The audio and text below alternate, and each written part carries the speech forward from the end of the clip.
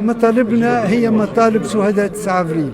شهداء 9 أفريل ماتوا وغادروا هذا الوطن مطالبين ببرلمان، مطالبين بالفصل بين السلطات، مطالبين باستقلال القضاء، مطالبين بضمان حرية الناس، مطالبين بسيادة الشعب.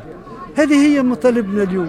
حابين نقول فقط أنه حينما نرفع نفس المطالب بعد 85 سنة، ومنذ أن أصبحنا نطالب بالدستور سنة 2019 إلى اليوم 105 سنين، ما يعنيش أن نروحوا في مكاننا.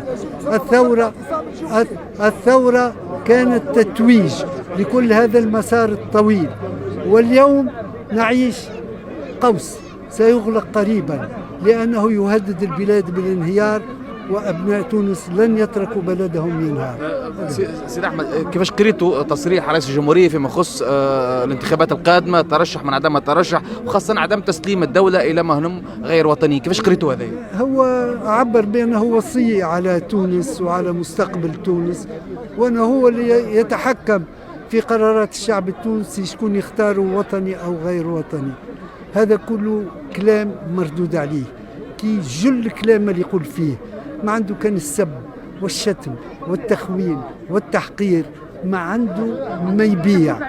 نحن نقول أن هذا الكلام مردود عليه، أننا نحن في جبهة الخلاص نطالب بانتخابات رئاسية مبكرة تكون هي المدخل لحل الأزمة.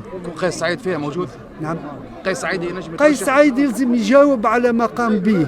مش ممكن قيس سعيد يقوم بالانقلاب، يمزق الدستور، يهدم المؤسسات، وبعد يقول أنا مواطن باش نترشح لانتخابات قادمة. جاوب القضاء حول ما قمت به وبعد نشوف.